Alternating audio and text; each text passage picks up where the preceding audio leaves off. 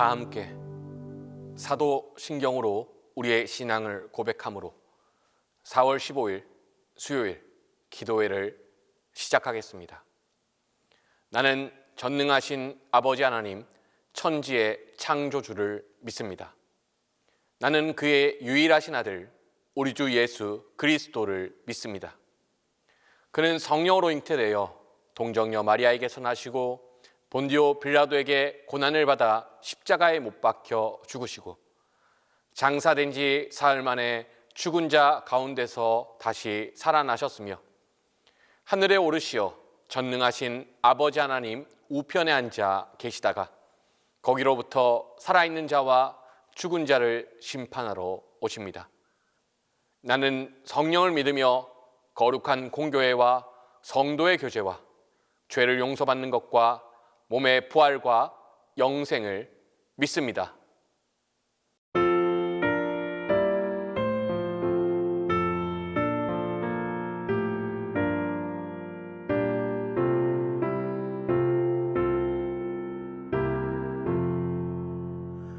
하나님 사랑은 온전한 참 사랑 내 맘에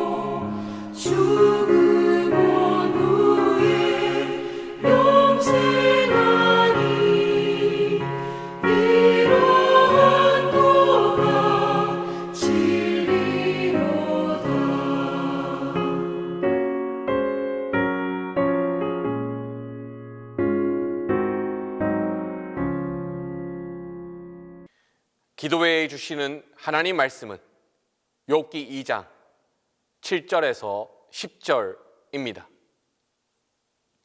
사탄이 이에 여호와 앞에서 물러가서 욥을 쳐서 그의 발바닥에서 정수리까지 종기가 나게 한지라. 욥이 제 가운데 앉아서 질그릇 조각을 가져다가 몸을 긁고 있더니 그의 아내가 그에게 이르되 당신이 그래도 자기의 온전함을 굳게 지키느냐? 하나님을 욕하고 죽으라. 그가 이르되 그대의 말이 한 어리석은 여자의 말 같도다. 우리가 하나님께 복을 받았은즉 화도 받지 아니하겠느냐 하고 이 모든 일에 욥이 입술로 범죄하지 아니하니라. 신명기 28장을 보면 두 가지의 소제목이 붙어 있습니다. 먼저 1절 앞에 붙어 있는 소제목은 순종하여 받는 복이라는 제목입니다.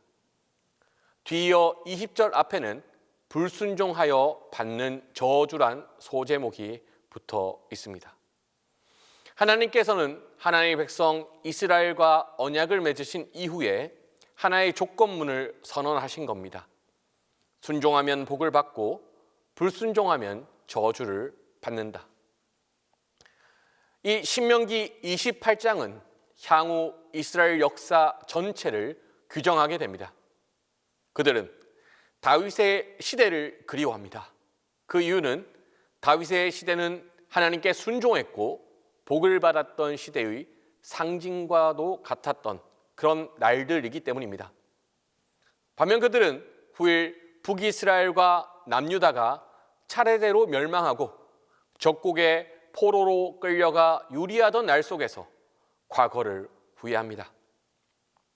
그 이유를 자신들과 선조들이 하나님께 불순종하여 저주받은 결과라고 당시의 역사들을 해석했기 때문입니다. 이는 철저히 인과관계의 법칙이라 할 수 있겠습니다. 순종하면 복을 받습니다. 불순종하면 저주를 받습니다. 욥기에서는 이와 같은 신명기 28장의 법칙, 인과관계의 법칙이 뒤집혀 버립니다. 신명기 28장 전반부는 이렇게 말합니다. 순종하면 복을 받을 것이다. 반면에 욥기에 등장하는 천상회의에서 하나님을 아련한 사탄은 이렇게 말했습니다. 욥이 어찌 까닭 없이 하나님을 경외하리까? 그리고 그 이유로 드는 내용이 다음과 같습니다. 주께서 그의 손으로 하는 바를 복되게 하사. 신명기 28장은 순종해야 복을 받는다고 말합니다. 반면 욥기에서 사탄은 이렇게 말합니다. 복을 받았기 때문에 순종할 수 있었던 것이라고 말입니다. 순종하면 복을 받고 불순종하면 저주를 받는다라는 내용을 욥기가 뒤집어 버립니다. 순종하는 이유는 복을 받았기 때문이다. 그러면 이를 더 밀어붙여 보면 어떻게 될까요? 불순종하는 이유는 저주를 받았기 때문이다. 어느새 원인과 결과가 뒤바뀌어 버린 것이죠. 순종하면 복을 받는다. 아니, 순종하는 이유는 복을 받았기 때문이다. 불순종하면 저주를 받는다. 아니, 불순종하는 이유는 저주를 받았기 때문이다. 하여 욥의 아내의 질문은 이러한 욥기의 시선을 반영한 질문입니다. 당신이 그래도 자기의 온전함을 굳게 지키느냐? 하나님을 욕하고 죽으라. 사탄이 던진 질문과 욥의 아내가 던진 질문은 서로 상응하고 있습니다. 순종하면 복을 받는다고? 아니다. 복을 받았기 때문에 순종해왔던 것이다. 불순종하면 저주를 받는다고? 아니다. 저주를 받고 있다면 불순종해야 하지 않을까? 욥기는 의도적으로 이 신명기 28장의 가르침을 심화시키고 있습니다. 여기에서 까닭, 이유, 원인에 의해 돌아가는 인과법칙의 세계가 무너지고 있습니다. 어린아이 시절에는 늘 보상을 바라고 행동하죠. 일찍 일어날 때에도 보상을 달라고 합니다. 공부를 할 때에도 보상을 달라고 합니다. 울지 않고 하루를 보냈을 때에도 보상을 달라고 하지요. 하지만 우리가 이제 나이가 들면 알게 됩니다. 일찍 일어난 것 자체가 우리 삶의 보상입니다. 공부를 하는 것 자체가 우리 삶의 보상입니다. 힘들고 괴로운 일이 있더라도 무너지지 않고 견뎌내는 것, 그것이 보상입니다. 우리가 보상을 바라는 이유는 우리가 행하고 있는 일의 가치를 모르기 때문일 것입니다.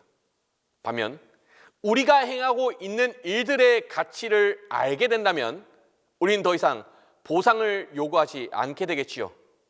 이유 없이, 까닭 없이 단순히 그 일을 실천할 것입니다. 욥기에 등장한 욥이 바로 그런 인물입니다. 온전하고 정직하여 하나님을 경외하며 악에서 떠난 자. 그는 하나님 앞에 철저히 순종해가는 한 명의 사람입니다. 욥기는 그런 경건한 욥이란 한 사람의 인생을 극단으로 몰아붙이죠. 그의 삶에서 자식을 빼앗습니다. 재산을 빼앗습니다. 건강을 빼앗습니다. 그의 삶은 하나님 앞에 순종하는 삶이었지만 그의 삶에서 더 이상 이제는 하나님께 받은 것이라고 하나도 남지 않는 상태가 되어버렸습니다. 하지만 그는 여전히 경건을, 신앙을 선택합니다. 보상을 바라지 않는 경건, 보상을 바라지 않는 신앙, 그리고는 신앙과 경건의 가치가 무엇인지 우리에게 입증해 주고 있습니다. 1장 21절에서 그는 이렇게 고백합니다. 내가 모태에서 알몸으로 나아싸운즉 또한 알몸이 그리로 돌아가올지라. 주신 이도 여호와시오 거두신 이도 여호와시오니 여호와 이름이 찬송을 받을지니이다. 욥은 인과관계의 법칙을 초월한 까닭없는 경건의 가치를 보여주고 있습니다. 하나님을 경외해왔지만 하나님을 경외해서 받은 것이라고는 단 하나도 남아있지 않은 상황에서 그럼에도 그는 하나님을 경외합니다. 하나님을 경외하는 것 자체의 가치를 알고 있기 때문입니다. 그런 욥의 태도를 보고 욥의 아내가 말하죠. 하나님을 욕하고 죽으라. 흥미롭게도 욕으로 번역된 단어는 복으로 번역되는 바라크라는 히브리어입니다. 이 단어는 앞서 인용한 1장 21절에도 등장하는 단어입니다. 사람에게 복을 빌 때는 축복이지만 하나님께 복을 빌 때는 찬송 혹은 송축이라고 번역될 수 있습니다. 욥기 1장 21절은 이렇게 말합니다. 여호와의 이름이 찬송을 받을지어다. 여호와의 이름이 바라크를 받을지어다. 욥의 아내는 이 욥의 신앙 고백을 기억하고 있는 겁니다. 의도적으로 비틀어 버린 겁니다. 끝까지 경건하시려고요? 잘해보십시오. 딱 보니까 하나님 찬송하다가 그냥 죽어버리시겠네요. 욥의 아내가 이렇게 말한 겁니다. 그러자 욥이 이렇게 화답하죠. 우리가 하나님께 복을 받았은즉 화도 받지 아니하겠느냐. 여기서 복은 좋다라고 번역될 수 있는 단어입니다. 화는 반대말로서 나쁘다라고 번역될 수 있는 단어입니다. 현재 욥의 경건, 욥의 삶은 인과관계를 초월하고 있습니다. 하나님을 경외하는 것이 좋은 결과를 가져온다면 그는 하나님을 끝까지 경외할 것입니다. 하지만 지금처럼 하나님을 경외하는 것이 나쁜 결과를 가져온다 할지라도 그는 하나님을 경외하는 것을 포기하지 않을 것입니다. 우리에게 이유 없이, 까닭 없이, 바라는 보상 없이 하나님을 경외할 수 있는지 묻는 그 질문은 더 자세히 말하자면 하나님을 경외한다는 사실 그 자체에 담겨져 있는 가치를 알고 있느냐는 질문에 가까울 것입니다. 운동의 가치를 아는 이들은 운동을 꾸준히 합니다. 공부의 가치를 알고 있는 사람들은 공부를 꾸준히 합니다. 채식의 가치를 알고 있는 사람들은 채식을 꾸준히 합니다. 가치를 아는 이들은 보상과 무관하게 끈질기게 가치 있는 것들을 추구합니다. 신앙도 마찬가지입니다. 신앙생활의 가치를 아십니까? 경건한 삶의 가치를 아십니까? 악을 떠나고 선을 선택하는 삶의 가치를 아십니까? 욥의 신앙 고백을 기억하십시다. 주시니도 여호와시요 거두시니도 여호와시오니 여호와의 이름이 찬송을 받을지니이다. 기도하겠습니다. 살아계신 하나님, 우리가 욥처럼 신앙의 가치, 경건한 삶의 가치, 악한 것이 아니라 선한 것을 선택하는 가치를 알 수 있게 하여 주십시오. 하여 우리가 보상과 대가를 바라지 아니하고 경건함과 신앙과 그런 것을 멀리하고 바른 것을 선택하는 삶을 살아갈 수 있도록 우리를 인도하여 주십시오. 감사합니다. 예수님의 이름으로 기도드립니다. 이제는 주님께서 가르쳐 주신 기도를 다 함께 하오니 하늘에 계신 우리 아버지 이름을 거룩하게 하시며 아버지의 나라가 오게 하시며 아버지의 뜻이 하늘에서와 같이 땅에서도 이루어지게 하소서. 오늘 우리에게 일용할 양식을 주시고 우리가 우리에게 잘못한 사람을 용서하여 준 것 같이 우리 죄를 용서하여 주시고 우리를 시험에 빠지지 않게 하시고 악에서 구하소서. 나라와 권능과 영광이 영원히 아버지의 것입니다. 이제 합심하여 기도하겠습니다. 신앙의 가치가 무엇인지 우리가 배워갈 수 있도록 그렇게 기도하시겠습니다. 또한 우리 삶에 역사하시고 말씀하시는 그 하나님을 신뢰할 수 있도록 기도하겠습니다. 마지막으로 동신교회를 위하여, 환우들을 위하여, 또한 담임 목사님의 영육간의 건강을 위하여 다 함께 기도하겠습니다. 합심하여 기도하시고 개인적인 기도 제목을 다 함께 하시기를 바랍니다. 살아계신 하나님, 우리가 신앙의 가치를 알아갈 수 있게 하여 주십시오. 우리가 어떤 대가를 바라지 아니하고 우리가 보상을 바라지 아니하고 경건한 삶을 선택할 수 있게 하시고 신앙적인 삶을 선택할 수 있게 하시고 그런 것을 거절하고 바른 것을 선택하는 삶을 살아갈 수 있게 하여 주십시오. 그리하여서 우리에게 신앙의 가치를 알려주심을 말미암아서 우리의 삶에 신앙이 습관이 될 수 있도록 우리를 인도하여 주십시오.